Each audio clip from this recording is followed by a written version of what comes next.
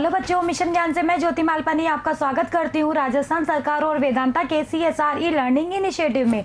देखिए बच्चों, हम लोगों ने लास्ट वीडियो में भी हमारे सेकंड चैप्टर के कुछ न्यूमेरिकल सॉल्व किए थे ना। आज भी हम अपने न्यूमेरिकल्स को कंटिन्यू रखते हैं, तो कॉपी पेन लेके बैठ जाइएगा।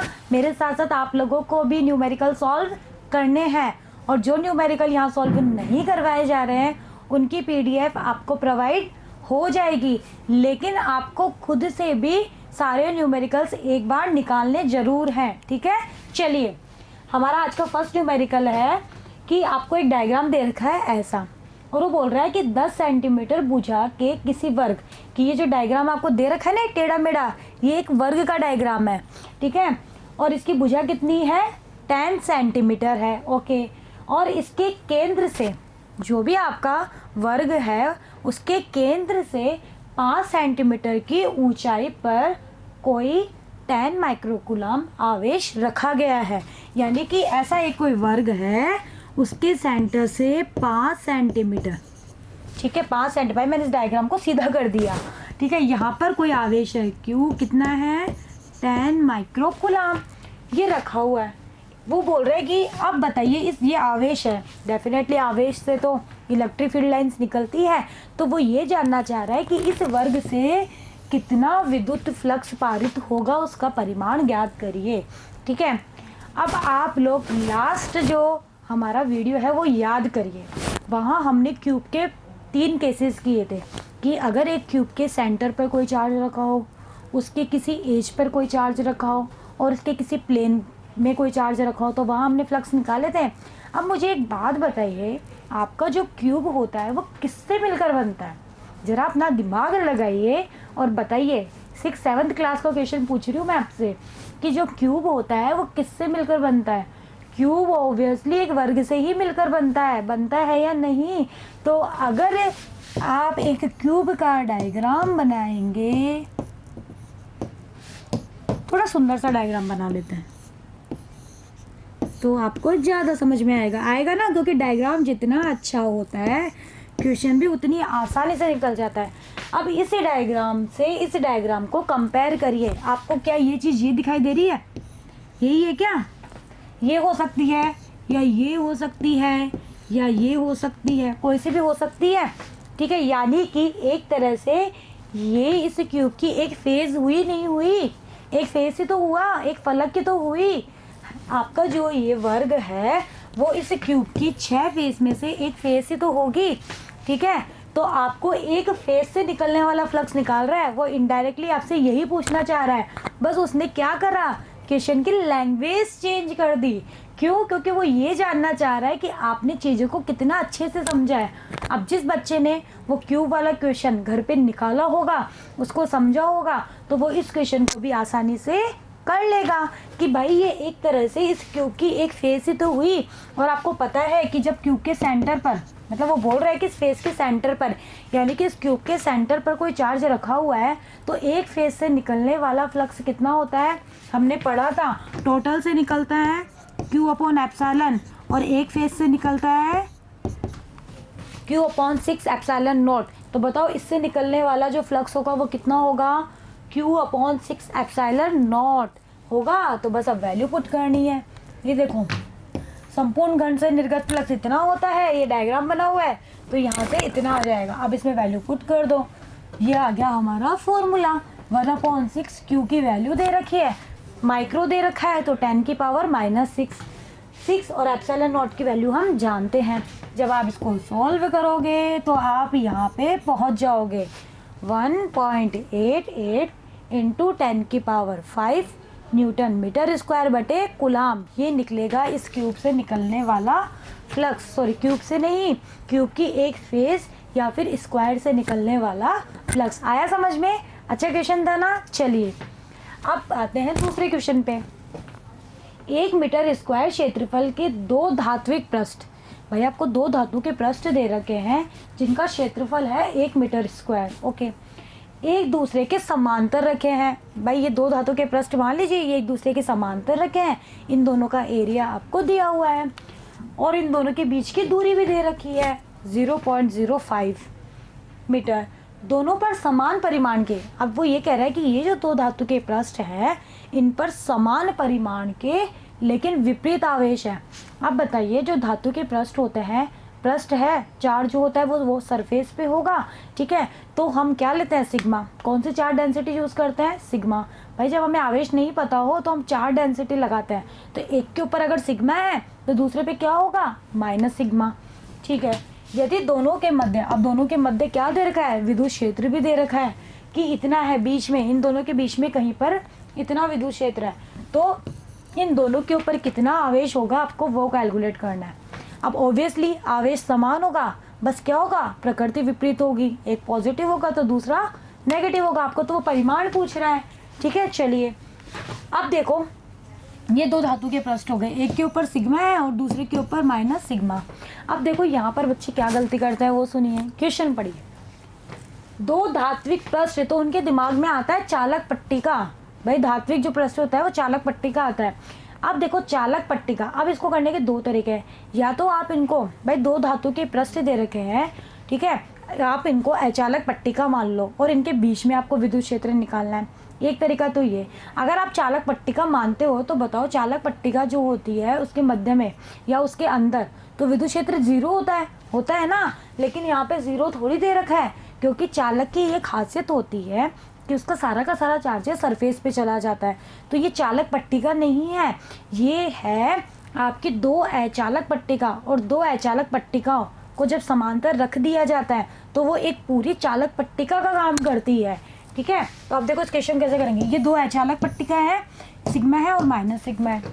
आपने पढ़ा है कि अचालक पट्टिका जो होती है उसके बाहर कोई बिंदु, ये एक अचालक पट्टिका है, ठीक है, आवेश है इसके ऊपर, इसके बाहर कोई बिंदु होता है, ठीक है, तो वहाँ इलेक्ट्रिक फील्ड होता है कितना, सिग्मा अपॉन 2 एप्सिलॉन नॉट। अगर ये सिग्मा है तो होता ही नहीं होता, अगर सिग्मा की जगह माइनस सिग्मा हो जाए तो कितना हो जाएगा, ये minus sigma upon 2 epsilon not, यही तो होगा। तो यहाँ पे यही करना है। अब यहाँ कोई बिंदु है P जिसके ऊपर आपको इलेक्ट्रिक फील्ड दिया हुआ है, ठीक है। पहले इस वाली अचालक पट्टिका की बात करिए, इसके कारण ये बिंदु P बाहर की हो रहा है, तो कितना आएगा, सिग्मा अपॉन 2 एप्सिलॉन, और डायरेक्शन क्या होगी, ये E1 की डायरेक्शन होगी नहीं होगी। अब इसकी बात करिए, ये माइनस सिग्मा है, अब P जो है वो इसकी इधर की तरफ है, जब आप इसकी इधर की तरफ जाते हो तो डायरेक्शन क्या ले लेंगे, भाई इधर की तरफ हो जाएगा आपकी बात, बस फर्क इतना ही तो पड़ता है। तो और कितना होगा, minus sigma upon 2 epsilon not, minus है तो माइनस लेना पड़ेगा। अब इस डायग्राम को देख के ये बताइए कि इस P के ऊपर जो E1 E2 है वो कैसे है, एक दूसरे के अपोजिट है या नहीं, अपोजिट है तो इस P के ऊपर टोटल इलेक्ट्रिक फील्ड क्या होगा, E1 माइनस E2, भाई अपोजिट है तो हम घटाते हैं, सेम होता है तो जोड़ते हैं। तो बताइए क्या होगा, E1 माइनस E2 होगा नहीं होगा। जब E1 माइनस E2 होगा, ये माइनस है यहाँ पे, ठीक है, ये ऐसे है, E टोटल जो होगा वो E1 माइनस E2 होगा, और E1 E2 की वैल्यू पुट कर दी, E1 इतना है, E2 इतना है, माइनस माइनस हो गया प्लस, जब इसको सॉल्व करोगे तो कितना आ गया, सिग्मा अपॉन एप्सिलॉन नॉट। और याद करिए ये क्या था, ये था एक चालक पट्टिका के कारण उत्पन्न इलेक्ट्रिक फील्ड। तो ये दोनों अचालक जो पट्टिकाएं हैं वो मिलके एक चालक पट्टिका बना रही है ना, इसीलिए इनके बीच में टोटल कितना हो गया, सिग्मा अपॉन एप्सिलॉन नॉट। बस अब तो आपको ई मिल गया।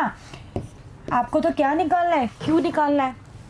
सिग्मा क्या होता है भाई, सिग्मा जो होता है वो क्या होता है, टोटल चार्ज बटे टोटल एरिया, तो Q upon A, epsilon naught as it is. क्या आज पूछ रहा है आपसे, क्यू, तो क्यू की वैल्यू निकाल लीजिए, ए एप्सिलॉन नॉट ई।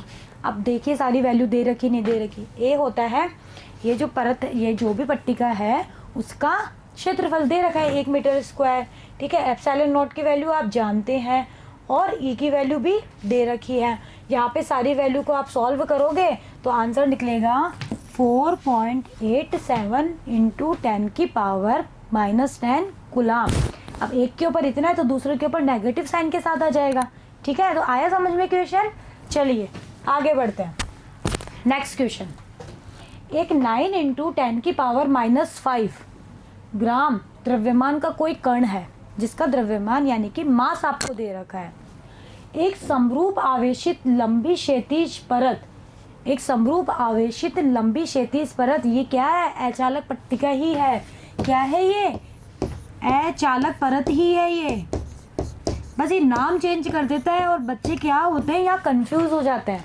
ठीक है भाई, अचालक परत हो चाहे चालक परत हो, आवेशित तो दोनों ही होती है, बस फर्क होता है कि अचालक में उसके आयतन में होता है और चालक में सरफेस पे चला जाता है। तो ये क्या चीज़ है? अचालक परत है, जिस पर पृष्ठ आवेश घनत्व भी दे रखा है आपको, और इसके ऊपर कुछ दूरी के ऊपर इस कण को रखा गया है। इस कण पर कितना आवेश हो कि इसे अगर मैं स्वतंत्र छोड़ दूँ तो ये नीचे ना गिरे। बताइए, जब भी कोई कण ऊपर है, अगर वो ऊपर ही रहना चाह रहा है तो इसका मतलब क्या है कि उसके नीचे जो ग्रेविटेशन लग रहा है वो उसके ऊपर वाले बल से क्या होना चाहिए? बैलेंस होना चाहिए। बहुत बार हमने ऐसे क्वेश्चन करे हैं ना, और 11th में भी आप लोग ऐसे क्वेश्चंस करके आ चुके हो कि अगर किसी पार्टिकल को आप फ्री, जैसे मुझे अगर इस पेन को यहाँ हवा में लटकाना है तो मुझे क्या करना होगा? इसके ऊपर इतना फोर्स लगाना होगा कि जो इसके ग्रेविटेशन फोर्स से बैलेंस हो जाए, तभी तो टिक पाएगा, वरना ग्रेविटेशन ज़्यादा हो गया तो नीचे चला जाएगा, ऊपर वाला ज़्यादा हो गया तो ऊपर चला जाएगा, ऐसे तो होगा। तो यहाँ पर आपको ये कंडीशन लगानी होगी। ठीक है, चलिए, तो कोई ऐसी एक अचालक परत है, यहाँ कोई क्यू आवेश रखा हुआ है, तो इसके ऊपर ही ग्रेविटेशन लगेगा, कितना? mg। वही अब की बार इसका जो भी F बराबर ma होता है वैसे तो फॉर्मूला, लेकिन यहाँ पे a जो त्वरण है ग्रेविटेशन काम करेगा, तो a की जगह क्या लिखेंगे? g। तो ये आ गया mg। और इलेक्ट्रिक फील्ड भी लगेगा भाई, आवेश और अचालक परत है तो इलेक्ट्रिक फील्ड की वजह से भी फोर्स लगेगा, वो कितना होता है? q इंटू ई। तो ये आ गया QE। ये दोनों जब बैलेंस होंगे तभी तो ये कण फ्री रह पाएगा कि नीचे नहीं गिरेगा। तो संतुलन के लिए क्या होगा बच्चों? जो आपका QE है, यानी कि इलेक्ट्रिक फील्ड्स की वजह से जो फोर्स लग रहा है वो इसके मास की वजह से या ग्रेविटेशन फोर्स की वजह के साथ में क्या होना चाहिए? बैलेंस होना चाहिए। बस अब बताओ, अचालक जो परत है उसके कारण जो E होता है वो कितना होता है? Sigma upon 2 epsilon not. तो E की वैल्यू पुट कर दी, ये आ गया mg बराबर में। आपको तो Q चाहिए तो Q की वैल्यू निकाली, सारी वैल्यू दे रखी है, मास दे रखा है। ठीक है, मास को पहले ग्राम है तो किलोग्राम में बदलेंगे, G स्टैंडर्ड वैल्यू है 9.8 होता है ना। ठीक है, सिग्मा आपको दे रखा है, सारी वैल्यू सॉल्व करेंगे तो आंसर क्या आएगा? 3.12 इंटू 10⁻⁻13 कूलाम। तो इतना आवेश इसके ऊपर होगा तभी यह कण नीचे नहीं गिरेगा। चलिए, आया ना समझ में? अच्छा क्वेश्चन था। अब एक और करते हैं। 10⁻³ इलेक्ट्रॉन वोल्ट ऊर्जा का इलेक्ट्रॉन की इतनी ऊर्जा का एक इलेक्ट्रॉन है जो 5 मिलीमीटर दूरी से एक अनंत विस्तार की चालक प्लेट की ओर लंबवत दाग रहे हैं। एक अनंत विस्तार की प्लेट है, उस पर लंबवत इस इलेक्ट्रॉन को दागा जा रहा है। ठीक है, चालक प्लेट के ऊपर न्यूनतम पृष्ठ आवेश घनत्व यानी कि सिग्मा की गणना कीजिए कि जो ये इलेक्ट्रॉन है ना, जब इसको दागे तो ये इस प्लेट से टकराना नहीं चाहिए कि भाई ये प्लेट है, ये इलेक्ट्रॉन ऐसे आ रहा है, तो इसके ऊपर कितना सिग्मा हो कि ये जो इलेक्ट्रॉन है वो इससे टकराए नहीं। ठीक है, चलिए, अच्छा क्वेश्चन है ना, करते हैं। अब आपको क्या दे रखा है? आपको दे रखा है V 1000 वोल्ट दे रखा है या नहीं? आपको ऊर्जा दे रखी है। बताइए, ऊर्जा जो होती है वही कार्य होता ही नहीं होता, और कार्य का एक मात्रक होता है इलेक्ट्रॉन वोल्ट। तो ये एक तरह से E भी आपको दे रखा है, ये W ही तो हुआ ना, ये दिमाग लगाना है आपको। कितना दे रखा है? 1000 इंटू E। और आपको क्या दे रखा है? आपको D, ये D है, सॉरी, दूरी तो दे रखी है कि भाई ये प्लेट है, ये इलेक्ट्रॉन यहाँ से आ रहा है और ये इतनी दूरी से आ रहा है, तो D दे रखा है 5 mm को पहले मीटर में बदलिए तो 10⁻³ और आपको इस प्लेट का सिग्मा बताना है। चलिए, अब आपको क्या करना है? यहाँ पर खुद के पुराने वाले कॉन्सेप्ट यूज़ करने हैं, कुछ फॉर्मूले रिकॉल करने हैं जिनकी हेल्प से हम लोग यहाँ सिग्मा निकालेंगे। कैसे? F बराबर होता है E इंटू ई होता है। ठीक है, अब ये एक चालक प्लेट है, चालक प्लेट की वजह से E कितना होता है? Sigma upon epsilon not. भाई चालक प्लेट है वो बोल रहा है, इसलिए सिग्मा अपॉन एप्सिलॉन नॉट लेना है। ठीक है, और E एज इट इज़। यहाँ तक समझ में आया? चलिए, आपको ये कार्य दे रखा है, कार्य की डेफिनेशन क्या होती है? फोर्स डॉट विस्थापन होता है, F डॉट D होता है। F की वैल्यू ये रही, ये E है। ठीक है, E sigma upon epsilon not और D एज इट इज़। और बताओ, ये आपको 1000 इंटू E दे रखा है या नहीं? ये भी E है, तो E से E कटा नहीं कट गया, करेक्शन कर लीजिएगा, ये भी स्मॉल ई है, ये भी स्मॉल ई है, ये करेक्शन कट गया। तो अब आपके पास में क्या बचा, sigma D upon epsilon not बराबर 1000। क्या पूछ रहा है, सिग्मा डी की वैल्यू दे रखी है, नहीं 5 mm, ठीक है। तो ये वैल्यू पुट कर दीजिए, बस ये सारी वैल्यू पुट करेंगे तो आपके पास निकल जाएगा कि इतना मिनिमम जो सिग्मा है इस प्लेट के ऊपर होना चाहिए कि ये जो इलेक्ट्रॉन आ रहा है इधर से वो इससे टकराए नहीं। कितना, 1.77 इंटू 10 की पावर -6 कुलाम, ये कुलाम है कैपिटल सी, कुलाम बटे मीटर स्क्वायर, इतना सिग्मा होना चाहिए, ठीक है। चलिए अब नेक्स्ट क्वेश्चन करते हैं।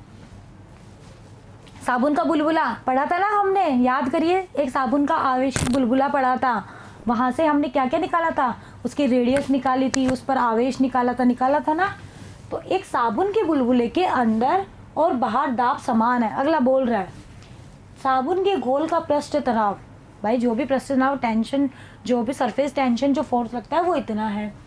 बुलबुले का व्यास भी दे रखा है, त्रिज्या नहीं दे रखी है, ये जो बुलबुला है इसका पूरा व्यास दे रखा है। इस पर आवेश बताइए कि इसके ऊपर कितना आवेश है। तो इसके आवेश का फॉर्मूला पढ़ा था ना हमने, चलिए कितना होता है, ये पढ़ा था कि साबुन के बुलबुले पर Q बराबर होता है 4π√8T एप्सिलॉन नॉट R की पावर Q होता है, जहाँ T आपका पृष्ठ तनाव होता है, R जो होता है वो इस बुलबुले की त्रिज्या होती है। तो बताओ सारी वैल्यू दे रखी है या नहीं, व्यास दे रखा है, त्रिज्या होती है व्यास का आधा, तो पहले व्यास का आधा करके त्रिज्या निकाल ली और सारी वैल्यू पुट कर ली। और जब आप इसको सॉल्व करेंगे तो ये कितना आएगा, 59.8 नैनो कुलाम, नैनो कुलाम है ये, 10 की पावर -9 आया, इसको हम क्या लिख सकते हैं, नैनो कुलाम। तो ये आ गया, इसके ऊपर इतना आवेश होगा, ठीक है। तो बच्चों हम लोगों ने आज भी क्या करा है, हमारा जो सेकंड चैप्टर है उसकी कुछ प्रॉब्लम सॉल्व करी है। अभी आगे हम कुछ और प्रॉब्लम इसकी नेक्स्ट वीडियो में कंटिन्यू रखेंगे, तो बने रहिएगा मेरे साथ, मिलते हैं नेक्स्ट वीडियो में। Thank you.